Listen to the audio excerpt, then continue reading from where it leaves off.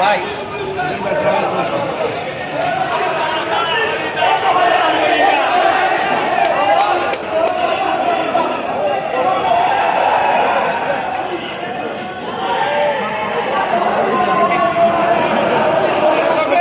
দর্শক আপনাদেরকে দেখাচ্ছিলাম যে নগরীর বন্দরবাজার এলাকা ছাত্র জনতার দখলে ইতিমধ্যে প্রায় কয়েক হাজার ছাত্র জনতা বন্দরবাজার দখলে নিয়েছেন এবং স্লোগান দিচ্ছেন।